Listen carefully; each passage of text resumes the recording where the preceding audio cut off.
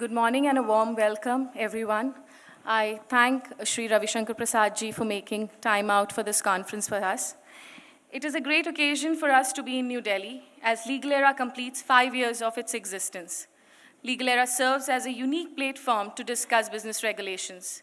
We are committed to create, promote, and strengthen legal awareness at corporate and individualistic level. With 42 plus thought-provoking conferences in Asia, we have created a benchmark for ourselves. With this, I welcome you all to the 4th Annual Legal Era Conclave 2015. Earlier, we had this conference in Mumbai and Singapore, but this year, we were very keen to hold this business leaders and lawyers meet in Delhi in the presence of legal luminaries and business leaders to discuss pro-business laws, industry challenges, and how changing the business legal landscape can make Invest in India a thumping reality. We have amongst us today as the chief guest for the conference, Sri Ravi Shankar Prasad ji, Union Minister, Ministry of Communication and Information Technology, Government of India. We are honored with your presence, sir. With this, I would now like to invite Dr. Lalit Bhasin, chairperson for the conference, to give his address. Thank you. It's very gratifying to see that Legal Era has completed 5 years of its existence. Legal Era has filled a very big gap which was existing so far as exchange of legal information, knowledge about the laws, brilliant articles being written, that is now you can find in Legal Era. And the topic chosen for today's, the 4th Annual Legal Era Conclave is changing the business legal landscape for Make in India to succeed. Of course, business is most important for development, but without legal support, you can't achieve anything. Even governments can't run without legal support, and we have such eminent people like Mr. Ravi Shankar Prasad ji, a very eminent lawyer before he became the Union Minister, that he is part of a very eminent team of the ministers which are there in the present day government. So that only shows that what sort of legal support is required for development, not only in the business and commercial deals, in the projects, in the economic development, but also to run the affairs of the government. This government itself has many eminent lawyers. The previous government also had lawyers, and right from the days of independence, we have been having lawyers to be a part of the administration, the part of the top leadership of the country. It is very gratifying for us to have the presence of the Honorable Minister, Shri Ravi Shankar Prasad ji, and also Mr. Vineet Nair, and we have a distinguished panel of experts who will speak on various topics. I hope all of you will be able to take home some very valuable inputs from the discussions, from the deliberations, from the presentations that are made during the course of this conclave. And with that, I thank you for being here today. I thank the Honorable Minister for accepting our request. So with these few words, I again welcome all of you and the Honorable Minister to this conclave. Thank you. May I now humbly invite our Honorable Chief Guest, Sri Ravi Shankar Prasad, Minister for Communication and Information Technology, Government of India, to please share his address with the August gathering. Let's have a huge round of applause and please help me welcome Sri Ravi Shankar Prasad. Mr. Lalit Bhasin, Mr. Vineet Nair, ladies and gentlemen. It is a wonderful topic being debated today. Mr. Bhasin pointed out some eminent lawyers are a part of this ministry, and they were also a part of the previous ministry. Presence or absence of eminent lawyers is not the crucial criteria. What is important is good governance, fair governance, and good delivery. That should be the benchmark of any administration. When our government came to power, there were 86 group of ministers. The Prime Minister in one stroke annulled all of them and asked us to take decisions fairly and reasonable manner. Let me flag a basic ideological issue. Mr. Bhasin rightly pointed out, business is important for growth. This whole debate in India between equity and growth is quite a lingering debate for a long time. But ladies and gentlemen, growth without equity is possible.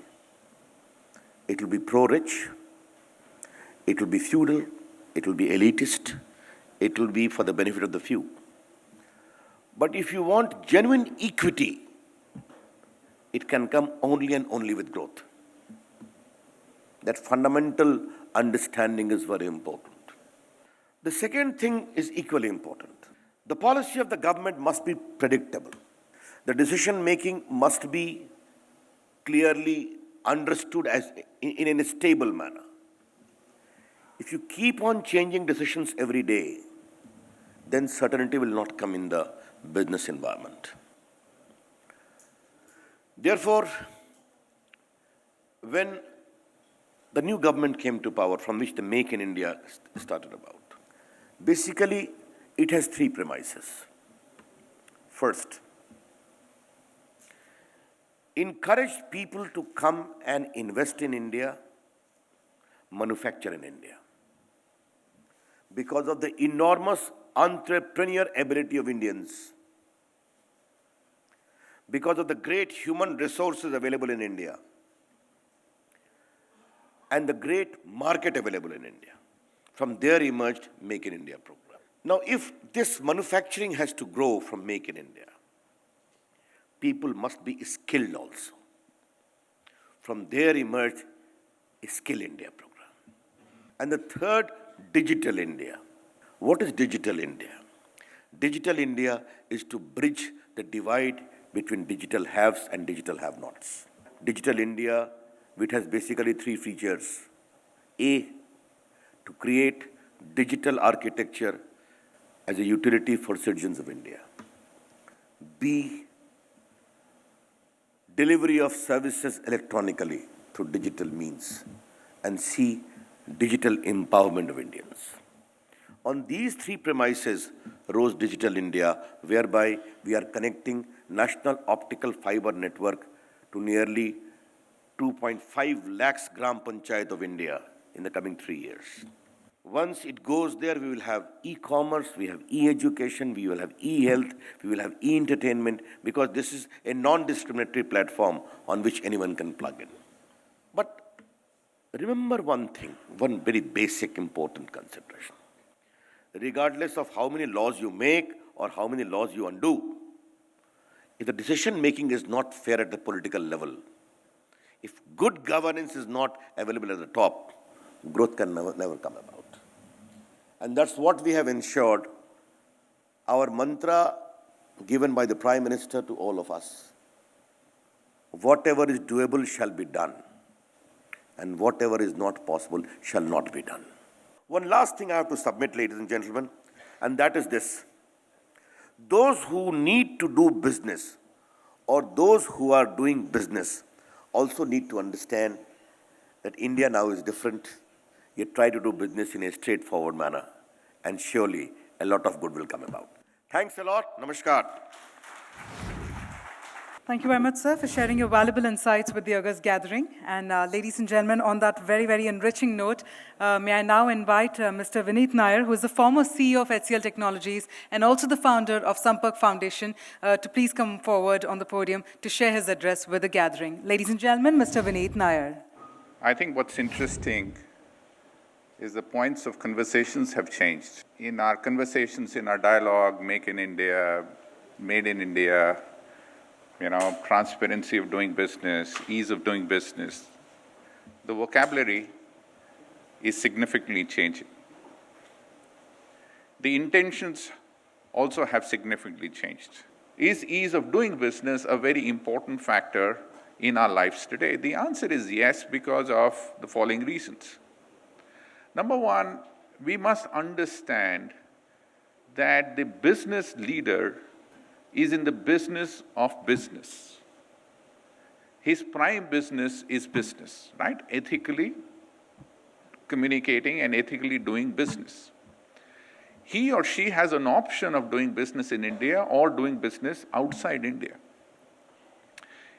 If you look at the number of employees Indian IT companies have in Philippines, 100,000 employees, and the reason they have 100,000 employees in Philippines rather than have 100,000 employees in India is predominantly because it is easier to do that business in Philippines, and it was increasingly becoming tougher and tougher because of laws, regulations of doing that business in India. So if you go to China to set up a facility, they will give you approval in 7 days' time. They will give you a facility which is rent-free for a period of time, and they will give you manpower, training cost and salary for 1 year or 2 years, depending on how you negotiate to be able to set up the facility. That is the positive intent for them to set up services economy in China. If you go and set a facility in America, and when you look at the background of how jobs have come back in America, it will be very interesting for you to know, maybe some of you already know, that actually you will get rent-free facilities from the state governments. You will get 1 year of free salary exactly like China, and you will get discounts on the utility bills which you pay to the state. So there is a huge amount of incentives which the states are rolling out because they have a direct correlation between the business activity in the states, the jobs being created, and the economic activity. And therefore, the state governments are not talking about how they will ease doing business. They have moved to the next step of how they will incentivize and compete in the global landscape of how business would be done.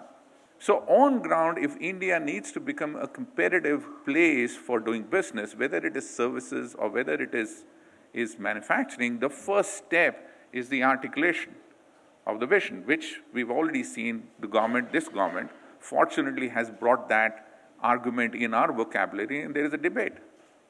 However, I personally believe that is not going to be enough. For mass support of that momentum, for mass support for Inspector Raj to go away, for mass support for regulations to be cleaned up, for mass support for tax regulations to become easy to do business, all that, it's not enough for us to have e-portals and some regulation changes and some law changes. They are required, but I think a very meaningful debate on what the minister said in the very first instance, what is the relationship between economic growth, job development, and the role of business, and how do we celebrate business? And I think that debate is not happening enough. That correlation is not happening enough. And therefore, it would need participation of all constituent members, which is all citizens, all business houses, all social sectors, all political parties, so that dialogue makes it the center of the theme. And then we have to split this action into 3 steps. Number 1, do the easy ones, e-portals, do the easy ones. Number 2, simplify rules and regulations. And number 3, look at transformative decisions, which are bigger to take, like the land reform bills, which are bigger to take. But land reform bills, or ability to pass it or not pass it, should not hijack what can be done. So I think if we keep moving in this direction, it will be a long road, it will be a patient road, but it is the most critical road for that lady in Chhattisgarh village to be able to get food in her house by staying in her house for 12 months rather than being a nomad for 6 months. Thank you so much.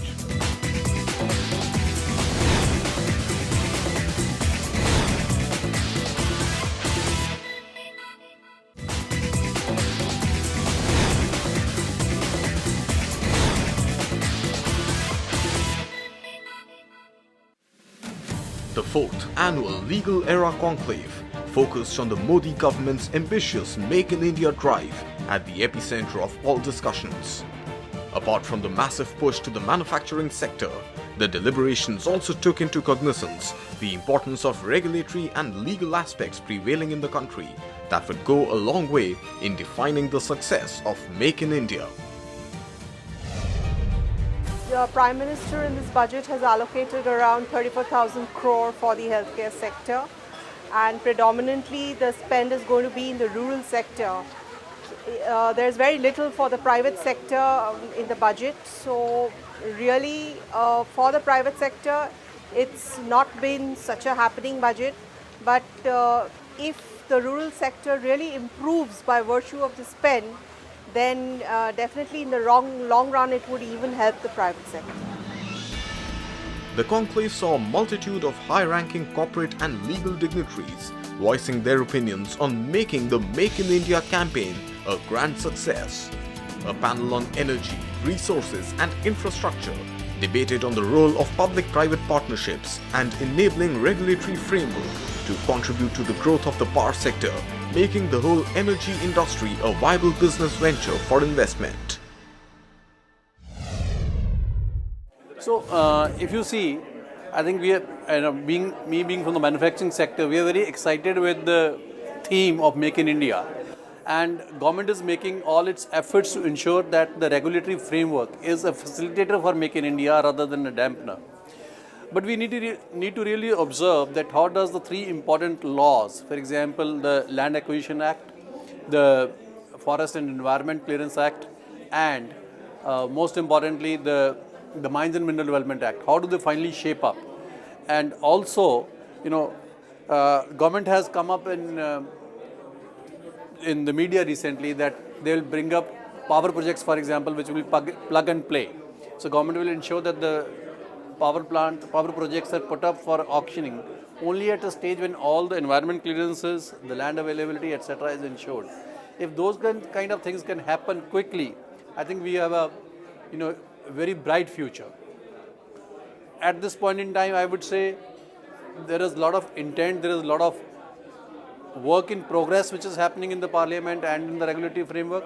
We are waiting for the final outcome on the positive side. So while regulatory framework was the focus of the discussion, the speakers also touched upon the need for promoting and harnessing the potential of renewable energy to add momentum to the power sector. The panel also stressed upon the need to shift focus to execution and urged the government to walk the talk as the intent already does exist. There were discussion on other sectors, which was, how renewable energy can help in sustaining, reduce the carbon footprints and all those kind of a thing. Then one of the gentlemen spoke about how regulatory framework can be more proactive. Those were the things which were trying to say that yes, we have the framework, let's execute it effectively, let's execute with the transparency and the trust. As the discussion moved from the power sector to manufacturing, the panelists managed to reach one consensus. For Make in India to succeed, there is urgent need for drastic changes in regulatory frameworks and cutting out bureaucratic red tape. While the panel agreed that pro-business laws are already in place, there is a pressing need for deemed approvals and efficient clearances from government authorities. See, pro-business basically each law is made with the intent of helping the business. There is no law which has been made to impediment or come as an obstruction to the business. It's basically the interpretation of those laws done by the bureaucracy or done by the officers who are executing the law that makes it difficult. So perhaps I would say that each law, like I said it in the course of this thing, that Water Act, Air Act and pollution, people feel environment law is the very draconian one, whereas I feel it's the most friendly one, because if you don't get permissions, if you don't get objections within 30 days of filing, there's a deemed approval. So these sort of provisions of deeming approval, which takes away the hands of the bureaucracy of disturbing the growth and the pace of the business or its implementation out over there, should be brought in various laws. Like if you file a return, there is no objection, your return is deemed to have been assessed and passed as it was filed. So those are the type of issues which should be brought in. So perhaps I think so the government will do a human service to the business when it talks of these sort of reforms being brought in, of putting in deemed approval consents, deemed permissions out over there, and taking the bureaucracy out of the whole system. Because what one speaker said, that it is single window is created in front of 22 windows. It means those 22 windows don't disappear. It's a 23rd single window which comes up out over there. You have to still walk the path to even get to the last window out over there. So perhaps I would say each law is 100% business friendly, but the execution of those laws and the interpretation of those laws which is made by the bureaucracy is the main problem. The conclave was also an opportunity for e-commerce players to voice their concerns around legal frameworks that define their operations. Understandably, the e-commerce space thrives on India's positive demographics and growing internet penetration. But their journey is also fraught with challenges. I think we had my panels who also speak about the various challenges. They also looked at the challenges that the entrepreneurs are facing in today's market, given the new set of regulations, the challenges that each company faces in different manner, because there are various different models in terms of how e-commerce can happen in India. So everybody had a different view towards what they feel as the challenges, but everybody felt one thing, that Make in India will lead to a lot of opportunities for growth, and e-commerce platform can provide a lot of opportunities to entrepreneurs who start manufacturing in India to use e-commerce as a platform to reach a larger audience. In a normal brick and mortar world, you have a footprint to primarily one sort of a footprint in a city. By getting onto an e-commerce platform, you have an opportunity across the world, larger periphery, maybe a pan-India or even a world platform. Well, I think the e-commerce side of it, like the panelists said, is really the delivery function of Make in India. So Make in India is focused on building things here, selling them here, and the best distribution model, the cheapest distribution model, is through e-commerce, through the huge commerce systems like Snapdeal and Flipkart, but all the other aspects of e-commerce, from transportation services and everything else, that really is the wheel delivering everything that's a part of the Make in India production goal. The panel also went on to explore if the regulatory environment can be tweaked to give a fillip to online marketplaces. I think today we don't have a specific regulator for the e-commerce industry or a specific law. We have an old set of laws which are being applied to a different world altogether. So I think the most important thing is the government needs to come in a consultative manner to sit across with the industry players to change it and to look at a law which is actually implementable and would also enable the industry per se. Day one of the 4th annual Legal Era Conclave concluded with a panel discussion on corporate governance, ethics and building trust among stakeholders. So far as doing business in India, a lot of deliberations happened throughout the day and a lot of difficulties were expressed. Regulatory constraints were highlighted, and the number of permissions and sanctions and approvals to be taken by each business was highlighted, and how that becomes a deterrent for foreign investors to come and actually do business in India, and how Make in India theme, which the Prime Minister had actually mooted, actually requires a whole lot of effort to make it really happen. And people are not convinced by a simple slogan. That's the first aspect. So far as the law firm business is concerned, we know that everybody is talking about permitting foreign law firms to operate in India, and hopefully it'll happen soon. If it happens, there will be a huge churn and realignment of both Indian and foreign law firms, and it will be a very interesting development to watch. The panel also went on to emphasize that law and business must coexist and complement each other. Law and business must coexist. There should be a greater understanding on the part of business people about law, and there should be a greater understanding of business on the part of legal people. Unless these two complement each other, it will be a disaster. The day's proceedings ended with the panel concluding that the role of independent directors was critical for day-to-day functioning and also for succession planning.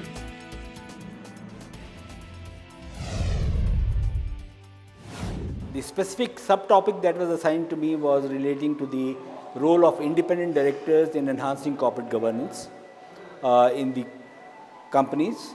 And my basic theme was that independent directors add enormous value in the context of corporate governance by being A, custodians of values and beliefs of the organization, providing requisite challenge to the assumptions that the management is making, being a part of risk management process, being a part of strategy planning of the organization, and last but not the least, being a very important part of succession planning of the leadership team in the company.